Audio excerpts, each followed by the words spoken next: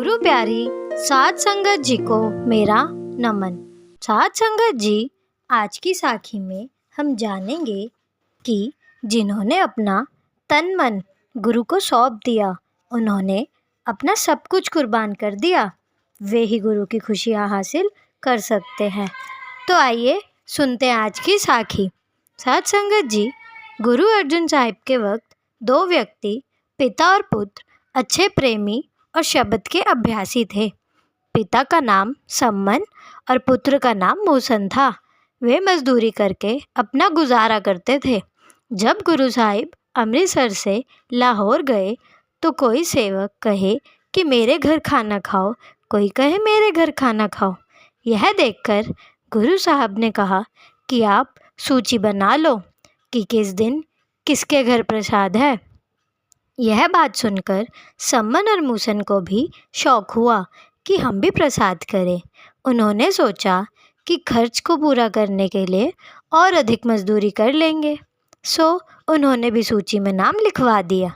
जब उनका प्रसाद करवाने का दिन नज़दीक आया तो वे दोनों बीमार पड़ गए। जो रुपए कमाए हुए थे, दवा और खाने पीने में खर्च हो गए। अब प्रसाद कराने का दिन आ गया। लांगरियों का नियम था कि जो खाना उन्हें सुबह बनाना होता है, उनके लिए वे रात को ही बर्तन और अन्य सामान तैयार कर लेते थे। रात को लांगरी आए और उनसे बोले, भाई जी, सुबह आपके घर प्रसाद है, सो हमें सामान दो। अब उनके पास कोई चीज़ तैयार नहीं थी। आपस में सलाह करके कहते कि क्या करें। आगे सलाह हुई कि चोरी करके इस ज़रूरत को पूरा किया जाए, बाद में इतना रुपया कमाकर वापस कर देंगे।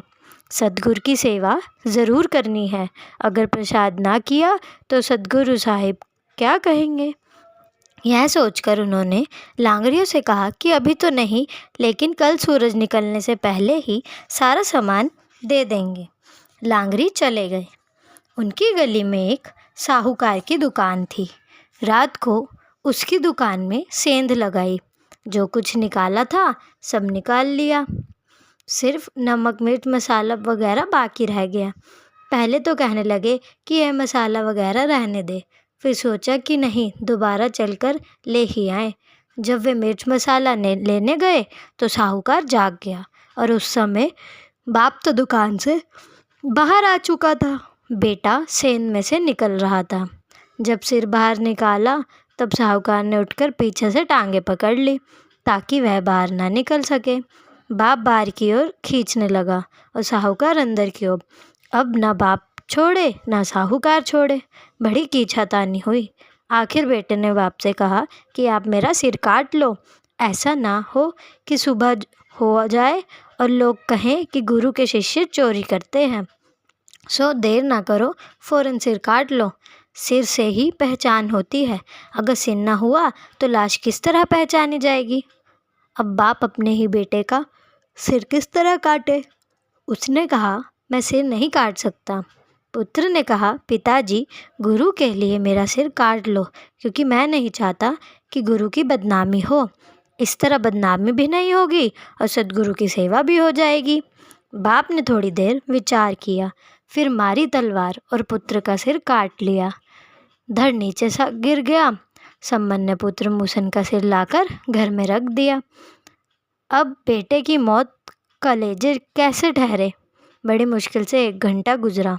उधर साहूकार ने कहा कि चोर को देखे तो सही कौन है। जब देखा उसका सिर नहीं है, उसको फिक्र हो गई। मन में सोचता है, अगर इसको ठिकाने ना लगाया तो सुबह पुलिस मेरे दरवाजे पर खड़ी होगी और मैं पकड़ा जाऊंगा। पुलिस कहेगी कि तूने सिर काटा है, हो ना हो किसी के घर रख दे। उसने सम्मन को बुलाकर लाश उठवाई और कुछ रुपए भी दिए कि इसको ठिकाने लगा दे, मैं तुझे और भी खुश कर दूंगा। सम्मन ने धड़ से वहाँ से उठा लिया और अपने घर लाकर धड़ और सिर दोनों जोड़कर रख दिए। इससे उसका दुख काफ़ी कम हो गया। सोचा कि मैं अब कहूँगा, जी मूसन बीमार है। जब सुबह हुई, लांगरी आए। सम्मन ने उनको सारा सामान दे दिया। लांगरी उसे प्रसाद तैयार करने लगे। जब प्रसाद तैयार हो गया तब गुरु साहिब आए। गुरु साहिब ने कहा, सम्मन मूसन को बुला। सम्मन ने उनसे अर्ज की, महाराज जी वह तो बीमार है। गुरु साहब ने फरमाया, बीमार है तो क्या हुआ, उसे ज़रूर बुलाओ। सम्मन बोला, हुजूर वह नहीं आ सकता। गुरु साहब कहने लगे, नहीं उसको आना चाहिए। सम्मन ने हाथ जोड़कर अर्ज की, हुजूर मेरे कहने से वह नहीं आता। गुरु साहब बोले, अच्छा तो फिर मैं बुलाऊं? सम्मन ने कहा, जी हाँ ज़रूर बुलाओ। गुरु साहब ने आवाज़ लगाई, मूसन उठकर बाहर आ जा। ऐसे वक्त तू कहाँ चला गया?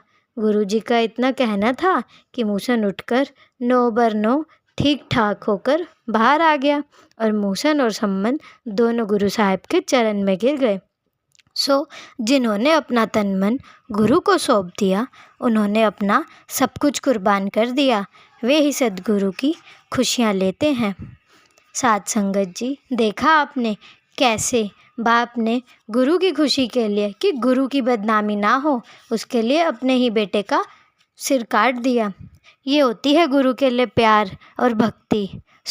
हमें चाहिए कि हम इतना बड़ा त्याग तो नहीं कर सकते, लेकिन अपने सद्गुरु की बात तो मान सकते हैं। सत्संग जाकर नियम पर नियर अपना सत्संगी माहौल तो बना सकते हैं घर परिवार में, और भजन सिमरन तो कर सकते हैं ना जी।